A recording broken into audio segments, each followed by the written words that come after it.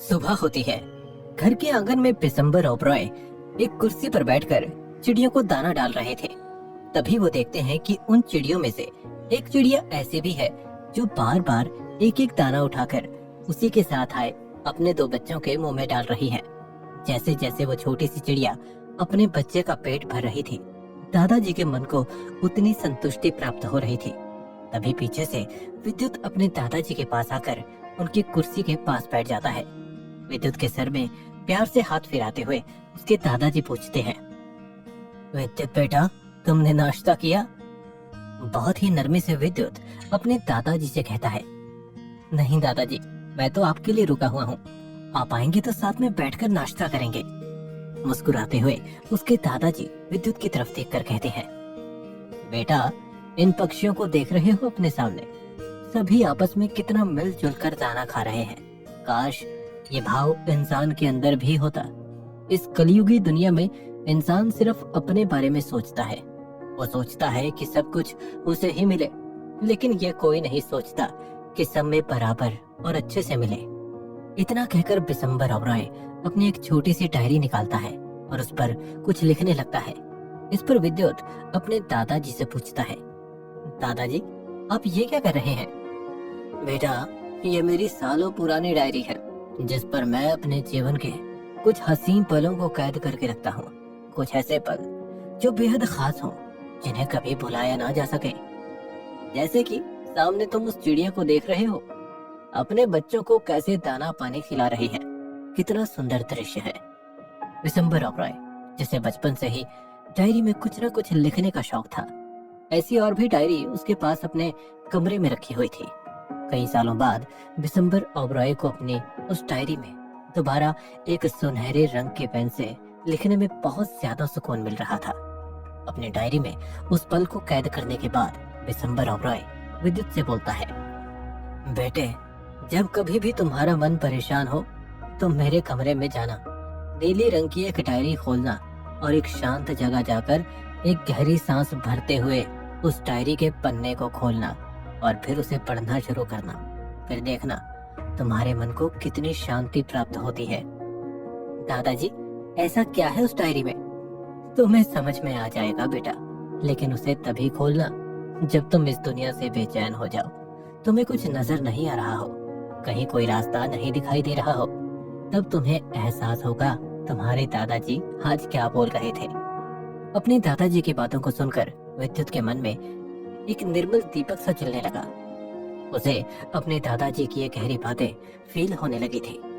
बातों को सुनते ही उसके अंदर एक ठहराव सा आ चुका था, एक शांति सी बस चुकी थी।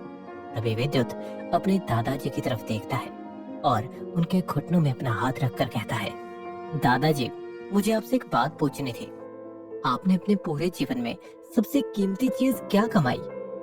ये सुनते ही दादाजी विद्युत की तरफ देखकर मुस्कुराते हैं और एक हल्की आवाज में कहते हैं, बेटे, मेरे जीवन की सबसे कीमती चीज धैर्य और शांति है। इन दो चीजों की मदद से मैंने अपने जीवन में बहुत कुछ हासिल किया। मुझे वो सब कुछ मिला जो मैंने चाहा, लेकिन मैं कभी अपना अस्तित्व नहीं भूला। मैं इस जमीन से जुड़ा हुआ था और अब भी इस जमीन से ही जुड़ा हुआ हूँ। मैं तो भगवान का बनाया हुआ एक छोटा सा प्राणी हूँ। अपना कर्तव्य निभाऊंगा और उन्हीं के पास चला जाऊंगा। अपने दादाजी की इन गहरी बातों को सुनने के बाद विद्युत सोच में डूबने लगता है। दादाजी की वो सभी बातें उसे बहुत ज्यादा प्रभावित करती है, लेकिन उस वक्त विद्युत के अंदर का विजय अपने मन में बोलता है, अगर विद्युत के सर पर उनके दादाजी का सही समय पर हाथ होता तो वो इतना यश नहीं बनता। सच में दादाजी महान है। उनकी बातें, उनका तजुर्बा बहुत कुछ कहता है। जिसने भी कहा सही कहा है। बड़े बुजुर्गों का हाथ सर पर होना बहुत जरूरी होता है और सच में शांति एक बहुत कीमती चीज है। मन में इन विचारों को सोचने के बाद विद्युत अपने दादाजी से एक सवाल पूछता है, दादाजी, क्या आपको कभी गुस्सा नहीं आता था? मुस्कुराते हुए दादाजी इस बात का जवाब कुछ ऐसे देते हैं कि विद्युत का मुंह पूरी तरह से बंद हो जाता है। वो निशब्द हो जाता है। ना ही उसके पास कोई जवाब होता है और ना ही कोई सवाल। बेटा, क्रोध क्या है? एक क्षण भर के लिए आता है और हमारे सारे अच्छे कर्मों को, अच्छे रिश्तों को एक जुबान के जरिए मिट्टी में मिला देता है। इसीलिए कभी भी तुम्हें क्रोध आए तो मुस्कुरा लेना। मुस्कुराने से तुम्हारा क्रोध इस मुस्कान में खत्म हो जाएगा। और अगर सामने वाले को भी तुम्हें देखकर गुस्सा आ रहा हो तो तुम्हारे चेहरे की मुस्कुराहट को देखकर उसका गुस्सा भी हवाओं में विलुप्त हो जाएगा। अपने दादाजी की इन बातों को सुनने के बाद विद्युत तुरंत खड़ा हो उठता है और बोलता है, दादाजी, आपने सच में मेरे भीतर चल रहे ढेरों सवालों को एक झटके में खत्म कर दिया। आप सच में महान हैं दादाजी। मुस्कुराते हुए दादाजी विद्युत से कहते हैं, बेटा, तुम्हारे पापा की तबीयत ठीक है, अब चलो देख कर आते हैं। विद्युत अपने दादाजी का हाथ पकड़ता है और उन्हें कुर्सी से उठाता है। दोनों घर के अंदर जाते हैं, जिसके बाद विद्युत विशंबर ओबरॉय का हाथ पकड़कर सीढ़ियों से ऊपर की ओर ले जाने लगता है। सीढ़ियां चढ़ने के बाद वो दोनों प्रकाश के कमरे में जाते हैं, जहां प्रकाश आंखें खोलकर लेटा होता है। विद्युत और विशंबर ओबरॉय प्रकाश कपूर के बेड के पास जाकर बैठते हैं। तभी विशंबर ओबरॉय बोलता है, ठीक हो जा मेरे शेर, क्या हो गया? इतना कमजोर है क्या तू? चल जल्दी से खड़ा हो जा, अभी तो तुझे तेरे दुश्मनों का खात्मा भी करना है। विशंबर ओबरॉय की बात सुनने के बाद प्रकाश कपूर नम आंखों से उसकी तरफ देखता है। तभी एक बार फिर विशंबर ओबरॉय बोलता है, इतने सालों से मन्नारा ने मुझे अपने परिवार से दूर रखा, एक पुराने से तहखाने पर, जहां उसने मेरे साथ बहुत बुरा बर्ताव किया, बहुत ज्यादा बुरा। उस कार एक्सीडेंट के बाद तो तुम सबको यही लग रहा होगा कि मैं मर चुका था, लेकिन नहीं, विशंबर ओबरॉय जिंदा था। तुम्हें देखकर ठीक नहीं लग रहा प्रकाश। उठो प्रकाश, उठो, तुम्हें उठना होगा। तुम इतने कमजोर नहीं कि बिस्तर पर पड़े रहो। तुम बहुत लंबी रेस के घोड़े हो प्रकाश, उठो। बहुत ही ऊंची आवाज में विशंबर ओबरॉय प्रकाश कपूर के हाथों को जकड़कर बोलते हैं और इस बात को वो बार बार बोलते रहते हैं, जिससे कि प्रकाश के दिमाग पर एक बहुत बड़ा जोर पड़ता है। उसके दोनों आंखों से आंसू निकलकर तकिया गीला करने लगते हैं। वो खुद को बहुत ही लाचार, बेबस समझने लगता है और उस हालत से बाहर आने की जद्दोजहद करने लगता है। वहीं बैठा विशंबर ओबरॉय अपनी मोटी कड़क आवाज से प्रकाश कपूर को बिस्तर से उठने के लिए बहुत कड़वे शब्द बोलने लगता है। विशंबर ओबरॉय ये चाहता था कि प्रकाश कपूर बिस्तर से उठे, उसके अंदर की आग जागे, उसे बिस्तर से उठना ही होगा, उसे उस स्थिति को हराना ही होगा किसी भी हाल में। बिस्तर में लेटे हुए प्रकाश कपूर के सर की नसें चढ़ने लगती हैं। उसके हाथ पैरों में बहुत तेज का खिंचाव महसूस होने लगता है। पूरे शरीर में भयानक पीड़ा होने लगती है। प्रकाश कपूर चिल्लाने की बहुत कोशिश करता है, लेकिन उसके मुंह से एक चू की आवाज भी नहीं निकल पाती। उसकी हालत बिगड़ता देख विशंबर ओबरॉय एक बार फिर बोलता है, तेरी हालत का तू ही जिम्मेदार है प्रकाश। देख कैसा लाचार बन चुका है। लोग बेचारा बोलेंगे तुझे, बेचारा। दादाजी की इतना बोलते ही अचानक से प्रकाश कपूर जोर से चिल्ला पड़ता है और उसका पूरा शरीर ठीक हो जाता है। चिल्लाने के बाद प्रकाश कपूर अपने कमर को बिस्तर से उठाकर बेड के ऊपर बैठता है और उसे अपने चारों तरफ एक शांति का आभास होता है। विद्युत और उसके दादाजी उसे ठीक होता देख हैरान हो जाते हैं और दोनों के अंदर एक खुशी भी होती है। कुछ देर चुप होने के बाद फिर प्रकाश कपूर बोलता है, मैं ठीक हो गया पिताजी, मैं आपकी वजह से ठीक हो गया। हाँ मेरे बेटे, मेरे शेर, तू ठीक हो चुका है। इतना बोलकर विशंबर ओबरॉय प्रकाश के बगल में आ जाता है और उसे गले लगाता है। तभी प्रकाश को अपने किए का एहसास होता है और वो अपने पिताजी से माफी मांगता है। मुझे माफ कर दीजिए पिताजी, मुझसे आज तक जो भी कुछ गलती हुई। जिस पर विशंबर ओबरॉय उसे पूरी तरह से माफ कर देता है। तभी विद्युत अपने पापा को सब कुछ बता देता है कि वो सब कैसे और किसकी वजह से हो रहा था। प्रकाश की आंखें खुलती हैं और उसे अपनी बेटी मन्नारा से नफरत होने लगती है। इस पर विद्युत अपने पिताजी से कहता है, पापा, मुझे लगता है कि दादाजी को हमारी कंपनी का सीईओ होना चाहिए। He deserve it। अपने बेटे की बात को मानते हुए प्रकाश विशंबर को कपूर इंडस्ट्री का सीईओ बनने का निर्णय लेता है। वहीं दूसरी तरफ ईशा हाथ में कॉफी का कप पकड़े अपने बालकनी में खड़ी होकर एक किताब पढ़ रही थी और पढ़ते पढ़ते वो किसी ख्यालों में खो जाती है। तभी वहाँ उससे मिलने करण हांडा पहुँच जाता है जो कि चुपचाप उसके पीछे से आकर अपने दोनों हाथों से उसकी आंखों को बंद कर लेता है।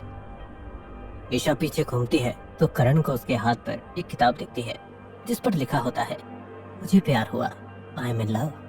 किताब को देखकर करण के चेहरे पर एक खुशी आती है और वो ईशा के हाथ से कॉफी का कप लेकर उस बालकनी की खिड़की पर रखता है और ईशा को अपने गोद में उठाकर कमरे में गोल गोल घुमाते हुए कहता है, ओह फाइनली ईशा, तुम्हें भी मुझसे प्यार हो गया।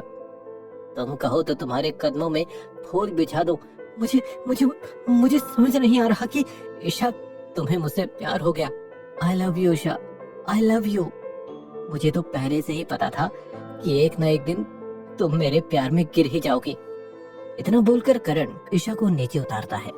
गोल घुमाने की वजह से ईशा को चक्कर आने लगते हैं और वो जैसे ही बेड पे गिरने वाली होती है, करण के कंधे को पकड़ लेती है और दोनों ही एक साथ बेड के ऊपर गिर जाते हैं।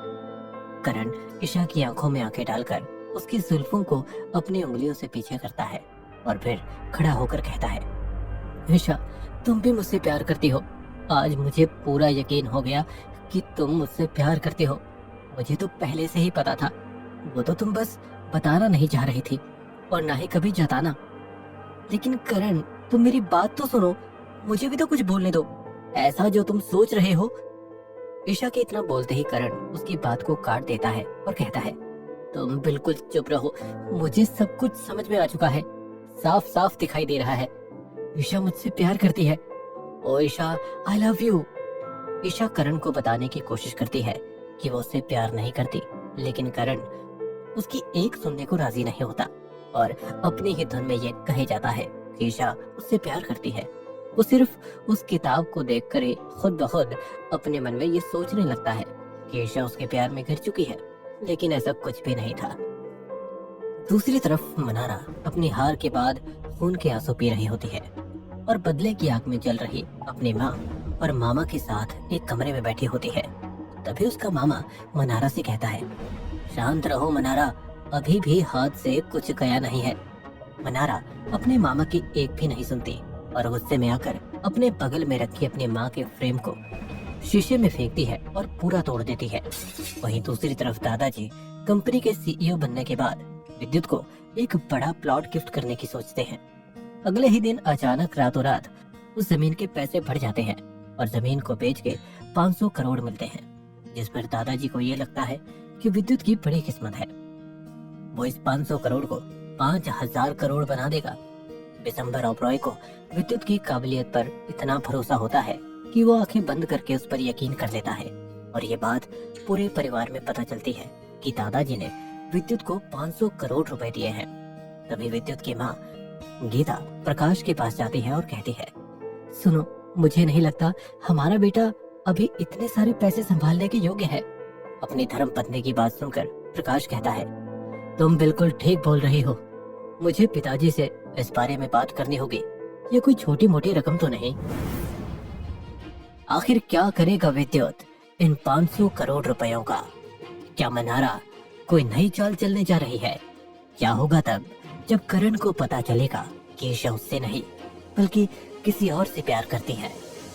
जानने के लिए सुनिए किंग बाय चांस का अगला एपिसोड।